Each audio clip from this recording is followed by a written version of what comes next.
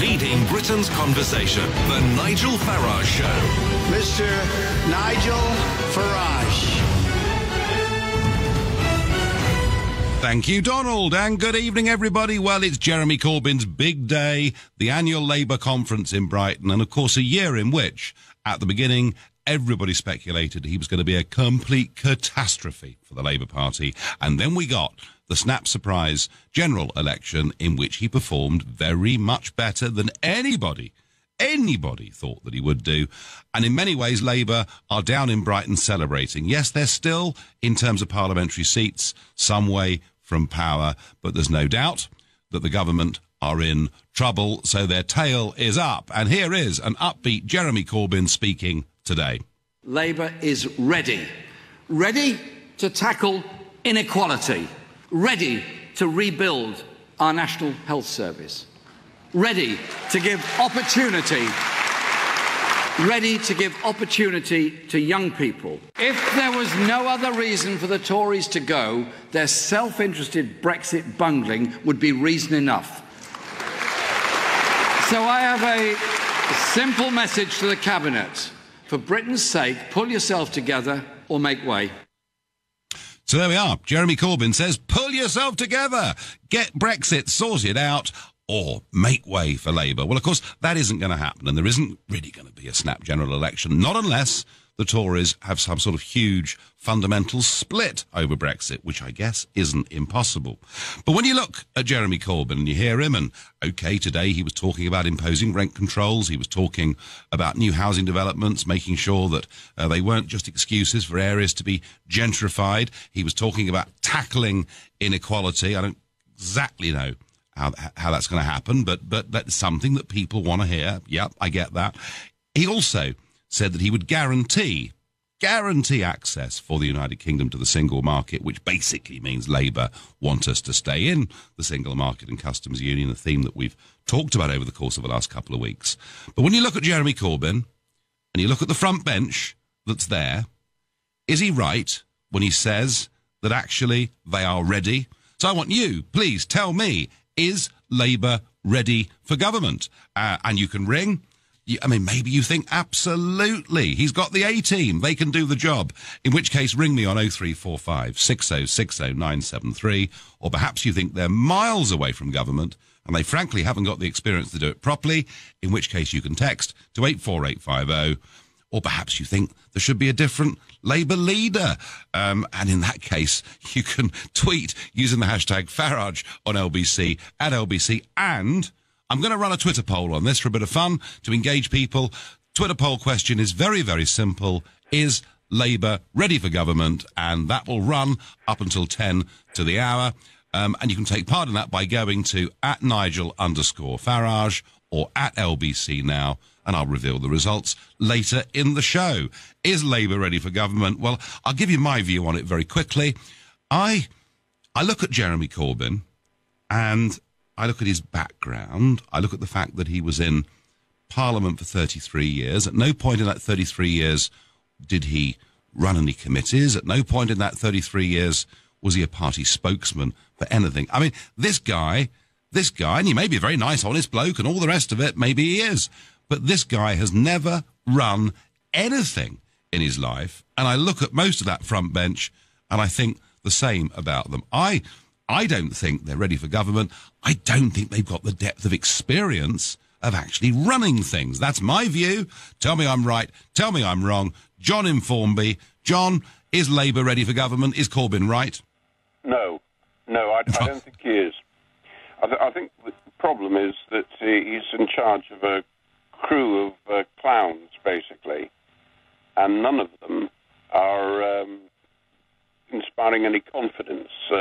Who can forget Diane Abbott's miserable performance? McDonald. That was the remarkable interview on LBC Breakfast with Nick Ferrari, wasn't it? Yes. And she was asked to go through the numbers to increase the number of police, and Nick's mental arithmetic actually is rather good, and she frankly didn't know her numbers. And if you remember, John, later on in the campaign, there were other embarrassments, and then with a week to go before the election, she withdrew as a spokesman because of ill health, but she seems to be in robust health again and back on the front bench. Yes, well, she was taken out of the firing line because she was an embarrassment. I think that's right. I think what the public have to beware of is the left-wing thuggery that is so common nowadays. And if they get into power, you'll see a lot more of it. And I would also say this will be our first ever fascist left government if they get in. Yeah. Do you think, I mean, John, OK, you don't think they're ready, and you're very clear about that, but do you think they've got a chance of getting in? Yes, I do. I think you have to remember that people don't so much vote governments in, they vote them out. And I call this the battle between the tots and the trots. The tots being the tired old Tories, who, let's face it, are a pretty miserable shower. But my view on this is Hilaire Belloc, but better hang on to nurse for fear of finding something worse. The trouble is the nurse that we're being asked to hang on to in the form of the government are so split down the middle, John, and so at each other's throats that it's not making them very electable, is it? Oh, well, that's all to the good as far as Corbyn's concerned. It is, yes, it is. But this will be the first step in the pathway to communism with Comrade Gorbachev as our first commissar. Very good. John, thank you. Yeah, I was actually struck. That phrase, power for the people. Some of you might be old enough to remember a BBC comedy show in the 1970s called Citizen Smith, where Wolfie, who was I think it was called the People's Front of Tooting, and power for the people was his great slogan. And it was a very funny programme, but I was very struck by a lot of what Corbyn said today, that it did strike me as being very, very 1970s. My next caller is Dave in Rumney. Dave, good evening. Oh, good evening, Nigel.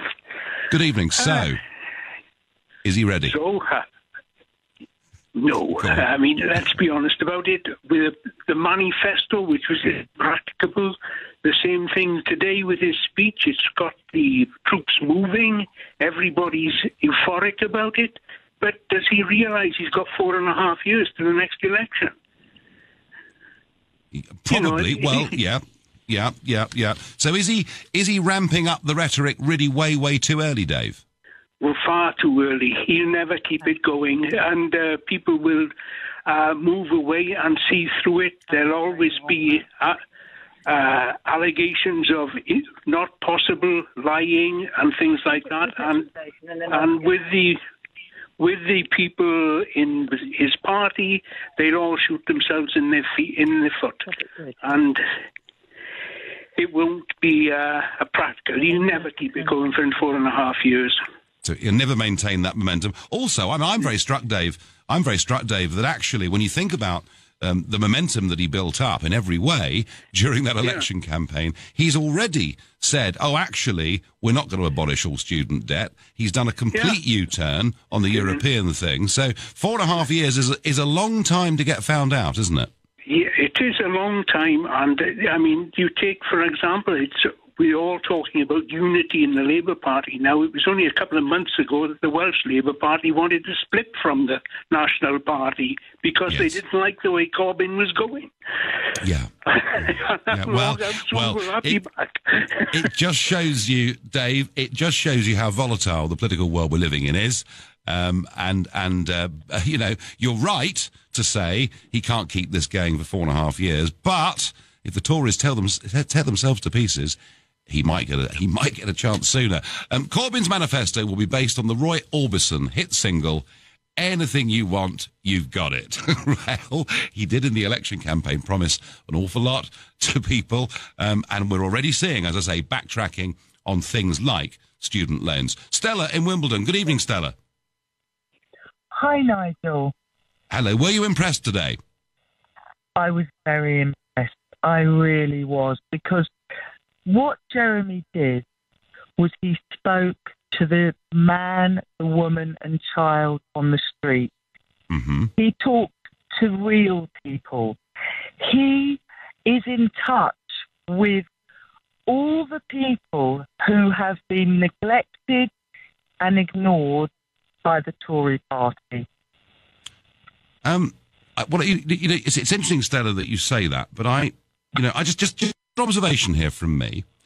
I look at Corbyn, I look at Sir Keir Starmer, I look at Diane Abbott, and I could go on. They're all the London Labour Party. They're all from really very privileged backgrounds, all living in very expensive houses. Are they really in touch? Nigel, I need to stop you there. Jeremy Corbyn isn't living in a luxury house. Right. I don't know about the other two. So let's just keep the facts straight. Well, Jeremy Corbyn comes from a very comfortable background. Of that, there's no doubt. That's irrelevant. That makes him even better. The point I'm making, Stella... He knows he could have made that choice, but he's made the choice to listen to the public. The point I'm making, Stella, or the question I'm asking you, is, they could almost rename the party, get rid of Labour, just call it the London Party. Are they really, really connected with struggling communities in the far-flung parts of the UK? They are, because a lot of things start in London that then seep out into other parts of the UK. Mm-hmm. And really, they're all suffering still from the terrible mistakes that the Tory party has made, which is ignoring housing, ignoring the NHS, ignoring teachers, ignoring the police force, ignoring firemen, ignoring nurses. These are the people that run this country. And they've been ignored by the Tories. It was interesting that he said that really in some ways Labour's politics and its support was catching up with the banking crash that happens. He said politics finally caught up with the crash of 2008 because we offered people a clear choice. I could argue, Stella, very strongly that actually it was Gordon Brown's policies that made sure the crash of 2008 was a lot worse than it needed to be. I think really we need to stay in the here and now, Nigel. There's no point cutting up the past and splitting it apart and analysing it. The here and now is there is more homeless people, there are more food banks than ever before, and I see people sleeping on the streets. It's disgusting. So you think, Stella, you think that Corbyn is actually in touch with these people, yeah? You feel that Corbyn is in touch with these people? He's in touch with these people, yeah. Right. Stella, final question. Is he going to win the next election? I hope so, and I hope that anyone listening now will be voting for him. OK, Stella in Wimbledon, thank you. A massive Corbyn supporter. She thinks he's really in touch. You're listening to The Nigel Farage Show, exclusively on LBC. I'm here in the US, and it's 7:45. Jeremy Corbyn's big day. He says he and the Labour Party are ready for power. And I'm asking you whether you think that's the case or not. And you can, as you know, call 03456060973. You can text 84850 and you can tweet using Farage and LBC at LBC. And you can also take part in our Twitter poll. Is Labour ready for government? And you can go to at Nigel_Farage or at LBC and vote. And I'll give you the results later on in the show. Now, one thing Jeremy Corbyn didn't talk about was the issue of anti-Semitic abuse, which has been simmering through this conference. All he said was, never, ever can there be any excuse for the abuse of anybody by anybody. This against a very interesting background, because Labour, the party, has been threatened with a ban on holding future conferences in Brighton unless it tackles anti-Semitism. Brighton and Hove's Labour Council leader, Warren Morgan, said he was very concerned that the anti-Semitism was actually being aired publicly in fringe meetings and on the floor of the conference. In a letter to the Labour Party General Secretary, Ian McNichol, Mr Morgan said, as the Labour leader of Brighton and Hove Council, I will undoubtedly face questions as to why we allow any event where anti-Semitic views are freely expressed to happen in our city, particularly on council premises. As a Labour Party member, I expect the inquiry announced today to take firm action. As leader, I will need reassurances that there will be no repeat of this behaviour. and any actions. Otherwise, we will not be able to accept further bookings from the party. Quite something, isn't it, that the modern-day Labour Party is being accused of open anti-Semitism happening at fringe meetings and on the floor of the conference. So, is Labour ready for government? We're going back to South Wales. I'm going to speak to Taff, who lives in Barry. Taff, good evening. Good evening, Nigel. Let me nail my colours to the mast before we start. Sure. I'd like to finish with a question, personal one for you. But I became disenchanted with politics when they voted Thatcher in for the third term. And then when Blair took over, with her endorsement, I thought, I'm not playing anymore. Nobody's listening. Everybody's telling lies, and we're all believing it. And things got worse and worse. Well, she didn't really endorse him, did she? Well, she did. She actually said that she admired the man. This is pre him winning the election, and I thought to myself, good grief! I mean, this woman has been chased out by her own party for being so far out of touch. And your point raised about the privileged backgrounds of some of these people in the Labour Party is spurious. When you realise that people like Charles Dickens or Dr. Bernardo, the people with privilege are the ones, when they got a conscience, are the ones who should defend the people who are disabled, the people who are disenfranchised, the poor, the weak, those who cannot defend themselves. And the Tories have done this now, and it hurts me. But when you listen to Corbyn sit down with any interviewer, and they're all very clever men, and they all try to trap him and catch him in little caveats and little bits of information. One thing I like is he doesn't seem to look off to the side to spin doctor. He tells it as he thinks. Now, whether or not he's flawed, and I believe he is, and I believe the party is flawed, at least we're getting some integrity. And that is something I've not seen for 20 years. I almost feel, I don't want to be messianic about this, but I feel like almost reborn. I feel interest in politics again. There may be a chance for it. Well, Taff, I have to say, and don't forget, I said on this show back on the day that he launched the Labour manifesto that I thought we were seeing a different Jeremy Corbyn. I saw somebody that was energised, and I agree with you. When he's doing that head-to-head interview, he looks the interviewer in the eye, and he does answer the questions. I agree with that, Taff. Now, he's clearly had some big difficulties with the European policy because his parliamentary party have a different view to him. He clearly realises they massively overpromised on student debt at the election. But the fact that he comes across to a lot of people as being rather more sincere than other politicians, I grant you that. I absolutely grant you that. And my comment about privileged backgrounds, what I was saying, Taff, was that it seemed to me that if you look not just at Corbyn, but at the team who would form the government if you won the election, if they won the election, that they all seem to live in North London, come from remarkably similar backgrounds, and I just wonder whether amongst that team there is the depth of experience to actually run a government. If I respond to that, if I may, if you take just the wig-wearing umpa across the pond with the Tourette syndrome, without a lot of money, you're not going to get into anywhere. And without privilege, you're not going to get leadership. And if you have no privilege or you've had to scrap your way to the top, there will be dark skeletons in your cupboard and they will be exposed and you will be run away. You'll be chased out. And no matter how much you feel that you have a right to stand up and protect the weak, you will be exposed and ruined. So you have to have a certain amount of privilege to even aspire to take leadership of any sort of nation or any sort of democracy, at least. Yeah, no, I mean, fine. Okay, Taff, my comment was they seem to come from a very narrow group, and I'm just not convinced that they're really going to reach out to South Wales and to the north of England and into places where they need to win a lot more seats. They've got to win a lot of seats back from the Conservatives, and I'm just not quite sure that what I view as a very metropolitan London Labour Party that's going to have a manifesto to boot, I'm not sure that actually is going to reach out to those areas, Taff. That's my view. But look, you are a strong believer in Corbyn. I thank you for your call. And Taff, reflecting a view that many do, that Corbyn comes across as being very, very sincere. I get on text, Nigel, I find it interesting that even though Corbyn has been an MP for many years, you chastise him for not running anything.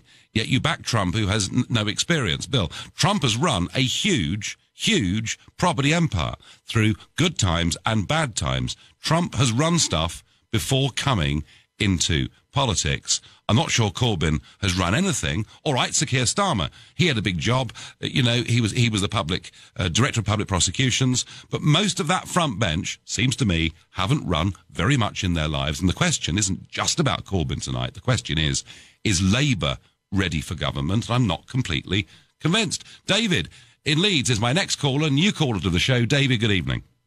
Hi there. Hello there. So, are they ready for it? Possibly not, but neither is anyone that I've ever seen. I mean, you ran for Parliament 7 times and lost every single time. Well, it's called first past the post, David. In fact, we got 4 million votes. We got as many votes as the AfD got in Germany, and they've got 90 seats. So, what's your point?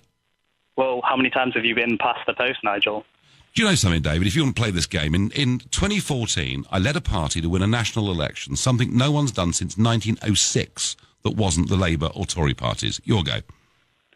What do you want? Do you want an MP? Because you haven't got any. Sorry, do you have anything to say about the Labour Party, or are you just ringing up to have a sort of... Yeah, I love the Labour Party. Justice for Germany. Yeah. David from Leeds, you're a new caller. Don't bother again. There really isn't very much point. David, who says he was a Labour supporter, I'm not sure Jeremy Corbyn wants people like that. Who knows? Perhaps he does. And perhaps that's why they do turn a blind eye to all sorts of things going on. And if you believe the leader of Brighton and Hove Council is a Labour man himself, they've even turned a blind eye to anti-Semitism, which isn't really particularly pleasant, is it? Mervyn is calling from Bow. Mervyn, hello. Hi, Nigel. Nice to meet you. I think they've got 2 chances, a dog's chance and no chance. That's because we don't vote in this country for left-wing or communist parties. When Miliband stood, he was like a Tory compared with Corbyn. They're virtually commies. We're not. Nobody in this country is going to be stupid enough to put them in the driving seat. Well, you say that, Mervyn. You say that, Mervyn. But come on, let's be frank. Back in the general election, he massively over-exceeded people's expectations, didn't he? Yeah, but people are going to come to their senses now, Nigel. All the magic money tree rubbish they keep talking. And look at Diane Abbott. Every time she opens her mouth, she puts both feet in it. Were you surprised that he put her back on the front bench? I was amazed. I think he should have sacked her. And who are these people who vote her back in every time? Are they crazy? Can't they see she's totally incompetent? Well, I think the truth of it is, Mervyn, we don't vote for MPs, we don't vote for individuals, we vote for national parties and for leaders. We've got an electoral system where, frankly, there's become a detachment between how we vote and who the MP is. So it's a safe Labour seat or a safe Tory seat. Frankly, it almost doesn't really matter who you are. And that is a failing, I think, in our system. But there we are. That's what we got. So, Mervyn, you think he's got no chance because when it comes to it, we're not going to be tempted by extremism, yeah? No, we're not going to vote for the left wing and the extreme left wing. I mean, they've got sort of communist backgrounds, but they say they don't back communism, but they do.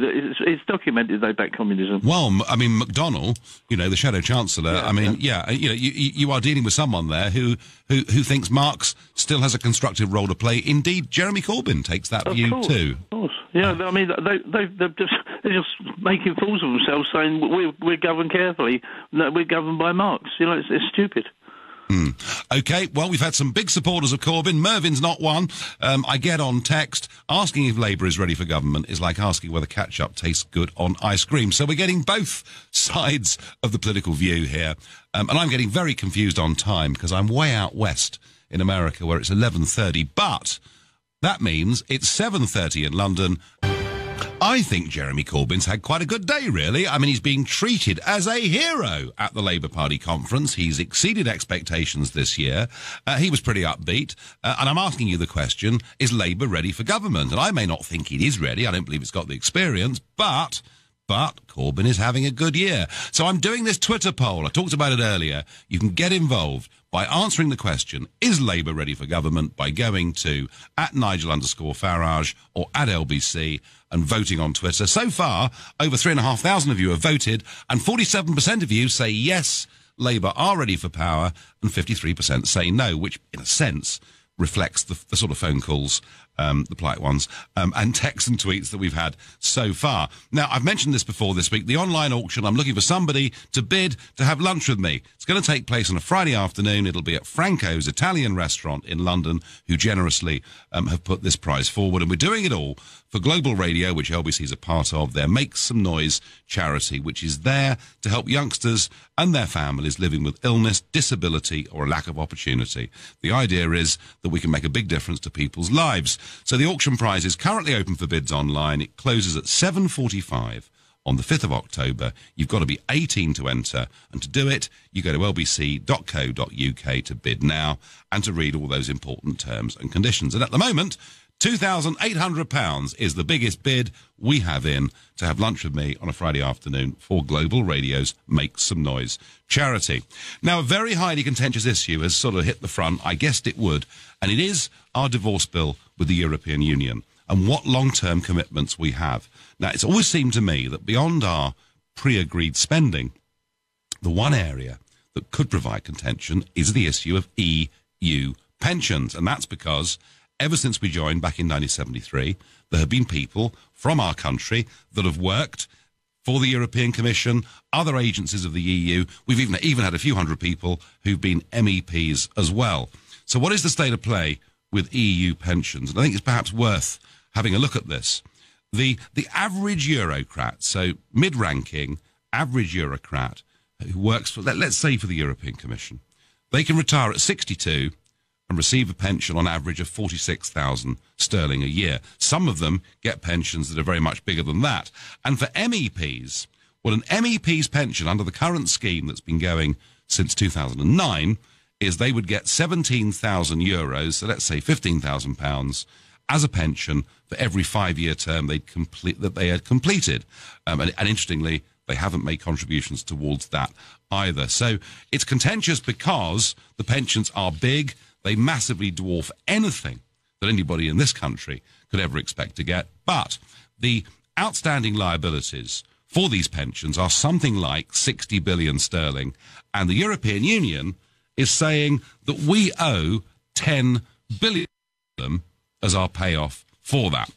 Now, look, given that only 4% of employees that work in the European Commission are British, the idea that we should pay 10 out of 60, frankly, is ludicrous. And can I suggest, Mrs. May, and to your team, that rather than us paying them a lump sum of money, what we do is we take the pensioners, whether they're commissioners, or commission employees, or former MEPs, and we take them off the EU's books and put them onto the UK books so that the break when we leave is as clean as possible. That is my view. We'll see. Back to the question, is Labour ready for government? Does Corbyn have the answer? Does his team have the experience? And here we are, you see on Twitter, Jeremy Corbyn would be the best PM Britain could ever have. An honest man with integrity, says Tim on Twitter. And Tim, there are a lot of you out there who do think the great thing about Corbyn is he answers the question and he comes across as being sincere. Others think he's a Marxist, way left, would take us back to the failed policies of the 1970s. I wonder where Raj, who's calling from Bournemouth, sits in this debate. Good evening. Hi there. Hi, Nigel. Nice to talk to you. Nice to talk to you. Based on today, I think Labour really have a good chance of winning, but I really don't think they're ready at all. I think they would be absolutely disastrous for businesses. Small and medium businesses are currently suffering because the Tories have done, they're really not doing anything, and I think McDonnell and Corbyn, rather than creating wealth, they would just be concerned with sharing wealth. And you would see a lot of small and medium-type businesses collapse. I think, you've got a long history in finance, in the finance sector. Do you think McDonnell or Corbyn or any of them would be good for the city? Well, I'm not so worried about the city. I'm worried about the overall shape of the economy. And I think my view is that they don't seem to understand basic economics. And I wonder what size the budget deficit would be if these people were in power, which is why, of course, already they're talking about if Labour wins, there'll be a run on the pound and all the rest of it. No, I don't think that the Labour Party have any, or this leadership team have any conception of what genuine free market capitalism is. They actually despise and resent it. And without free market capitalism, and by that I mean, men and women having the ability to set up their own businesses, to get on, to make money, to employ people, to pay tax. Without that, we suffer as an economy. The biggest disappointment, Raj, I think, is that your comment about the Conservatives is absolutely right, because they seem to be completely bound in to what I call corporatism, where politics worries about what the multinationals and the big businesses say and doesn't do a blooming thing for small business. Do you run a small business, Raj? I don't. I work for someone, for someone who has a small business, and politicians across everywhere love to say, small businesses are the backbone of the country. Oh yeah, it means nothing, and they don't do a damn thing. His wage costs have gone through the roof. Business rates have gone through the roof. Corporation tax has decreased, but when you're not making profits, it doesn't make a difference. yes, you can't pay it. It's irrelevant what the tax rate is if you're not making a profit, isn't it? Really, I mean, exactly. And then Raj, you've got, could I just? And it's worth pointing out. It's worth pointing out, Raj, just quickly on this point. It's worth pointing out to people. People are shocked by this number, but there are now 5.2 million people in the UK who are self-employed, small business owners, or independent contractors. It's a lot of people in this category, and I don't think anybody in British government speaks for them, least of all Labour, who I don't think understand them at all. Raj, you had one more point. Yeah, I was just going to say, I was just saying about what you were saying about our UK obligations to the EU. And something that you always say, I don't think we should even mention figures until EU's figures are fully audited. I wouldn't trust their pension liabilities unless a proper consultancy has gone through and valued them. Well, rather than having the row about their figures, which have probably been plucked out of the air, rather than having the row, we just say, look, there are 22,000 people who are getting EU pensions, who are British citizens. We will simply take them off your hands and we will pay them ourselves, rather than it being part of a divorce bill. That strikes me. There won't be an argument that goes on for months as to what the right figure is, and it helps us have a clean break. Raj, I thank you very much indeed. Chris on the Wirral is calling. Is Labour ready for government, Chris? No, for me, he's not a man that can lead our country with his views. He don't even sing the national anthem. He doesn't support the army. He's disgraceful, really. But for me, all the ideas are flawed. They want to build 100,000 houses a year, and we'll have too many after 5 years. We're going to be 300,000 short, and he wants to bring in so many refugees. Only 18 months ago, he was campaigning to bring in 100k a year of refugees. Yes. He did talk, Chris. He did talk today, Chris, about immigration, where he said he would not sign up to any artificial limits. And I kind of take that to mean that despite, in the manifesto and in the election talking about, open door immigration ending, I can't see it ending under Corbyn, can you? No chance. Not a chance. We had 350,000 Europeans come here. I work with a load of them. I get on with them. I like them. It's not that I want out of Brexit. But 350,000 a year coming here, and we've got a housing shortage. He wants to build all these houses dead quickly. It'll take loads of workers. It'll just happen like 10 years ago. They're all on £30 an hour. They're all maxing their credit cards out, getting mortgages, and the next thing, they've got too many houses. They've all got no work again. And then I tell you what, I don't foresee a situation, Chris, in which we have too much housing in the short term. But I understand the point you make. So for you, Corbyn simply isn't patriotic enough to lead this country. Is that really what you're saying, Chris? Yeah. No chance. Okay. All right. Thank you very much. You're listening to the Nigel Farage Show exclusively on LBC. It's now 7:45. Are Labour ready for government? Well, point here that's being made by Lee and Dulwich, rather important one, I think. He says Corbyn hasn't got any Brexiteers in his shadow cabinet, and the best they can come up with is simply rebadging the single market. And Lee, this is important because they are. This Labour Party is a London metropolitan elite. They've turned their backs on their promises of controlling immigration. They've completely turned their back when it comes to the idea that Britain was going to leave the single market under them. Now, very clearly, it isn't. And much as he may be very popular at the moment, and people think he's genuine and sincere, when it, in the next few years play out, how are they going to reach out to Brexit voters in Wales and the north of England and places like that? I just think they're going to struggle. I think ultimately the direction they're going in seems to me they're actually not going to get to government unless, of course, the Tories have a complete catastrophe, which, given the way they're going, isn't totally impossible. Now, my next caller is Den, who is calling from Walton-on-the-Naze, a place I know and like very much. Den, good evening. Very good evening to you, Nigel. First-time caller.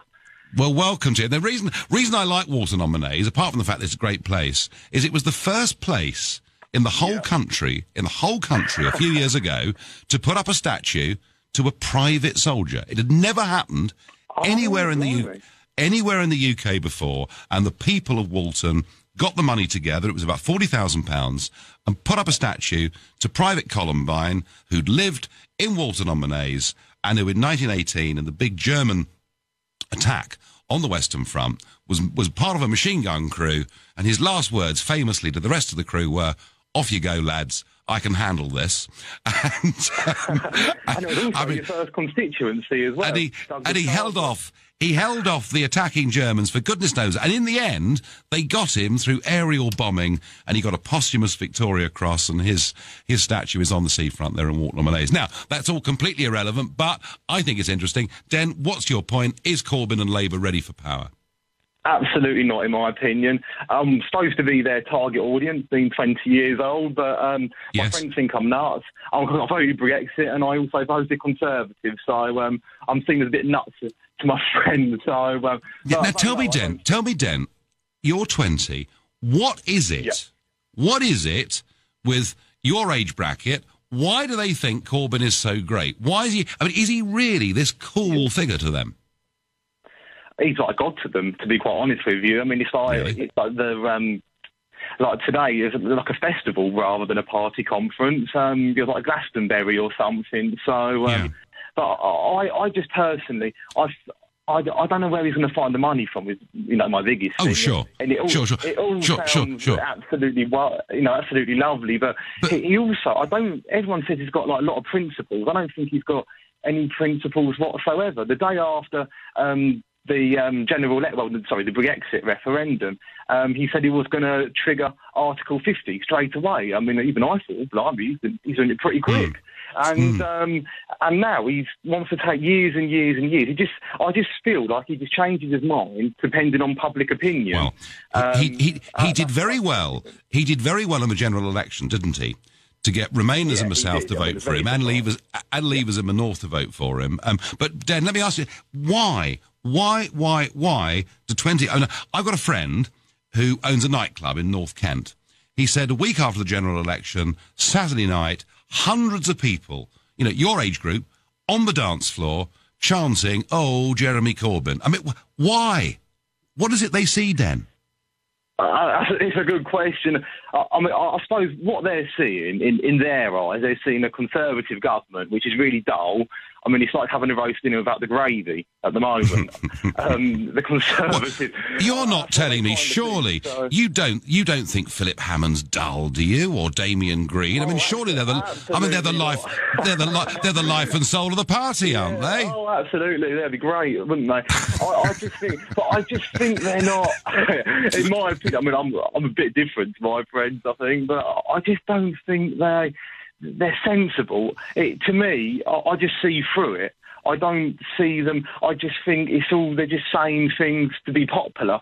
And I did actually, at the very start, I did respect Jeremy Corbyn. I thought, I'm not going to agree with him because I don't believe in socialism. But I did respect him. I thought he does seem principled and honest, and he'd probably be quite healthy for politics. But he's just like everybody else, to be quite honest with you. He just... in my opinion, he just lies and twists things, and the biggest thing, he changes opinion depending on what the public thinks. The popular thing to say. They have chopped and changed. Den, terrific phone call. You will go look at the statue, won't you? Oh, absolutely, I will. All right. Look into that a bit more because I didn't know much about it myself. So. Get a photograph of you there and send it to me on Twitter, okay? Talking of which, our Twitter poll is about to close. Joe in Sheffield. Is this Labour Party really, as Corbyn said today in Brighton, with some confidence, ready for government? Yes, I think so. And though I've not been a Labour voter ever in England, I voted UKIP and Conservatives. I think they are ready. One, because there needs to be proper investment in the social services, in education, in health, in child care and all that.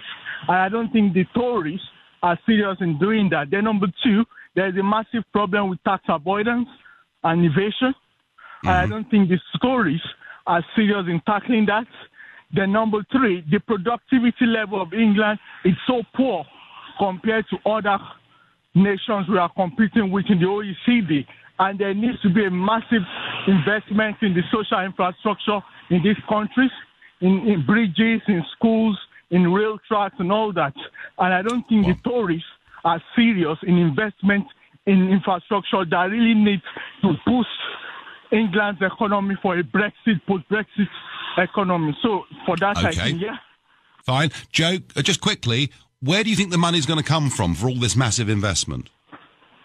Yeah, there's going to be a lot of taxation. I accept that. 80,000, and if you're earning above 80,000, I think they said in their last manifesto, there's going to be some borrowing. Interest rate is so low now. Take advantage of that. We don't have to wait till 4 or 5 years' time when interest rates are high. Fine. Joe, thank you. And Joe actually putting out there, tax and spend. Tax and spend, that is how we're going to get investment in our public services. Corbyn merely adapts to who he speaks to and promises the earth. He, along with his party, would be catastrophic to this nation, says John by text. Indy is calling me from Woodford. Good evening. Evening, Nigel. Good evening. So, are they up to it? No. Not absolutely 100% no. Mm-hmm. They are economically illiterate, completely. I mean, this is a guy who actually favoured Venezuela's economic policy. And now that it's completely failed, we hear nothing from him at all about exactly what happened, all the things that he actually advocated. I mean, he's also appeared on Maduro's radio show praising him for what he's actually achieved. And this is a guy who was accused internationally of some pretty serious human rights abuses too, isn't he? But yeah, of course. But it's very easy for him to criticise Trump and call him somebody a dictator. Mm-hmm. But when it actually comes down to somebody that he actually supported in the past who actually is a dictator, he's got nothing to say. I find it so surprising that actually someone like him, people actually think he's principled. I don't see any principles in him whatsoever, at all. I think he's somebody who changes with the wind, will say anything to get elected, and you can't believe a word he says. I mean, here is somebody who's been a Eurosceptic since he's been an MP, since he's been in politics. I know. And the actual vote, he bottles it, completely bottles it, and tells everyone to vote Remain. Because that's where his parliamentary party push him. So basically, he's not the principled man that he's coming across at the moment. And is he going to get found out, Indy, over the course of the next couple of years, in your view? It all depends on who the Conservative leader is. Yeah. I think his ideas, if challenged with a true Conservative, somebody who's got real Conservative ideas, his ideas don't hold any water. But unfortunately, I don't think Theresa May's up to that job at all.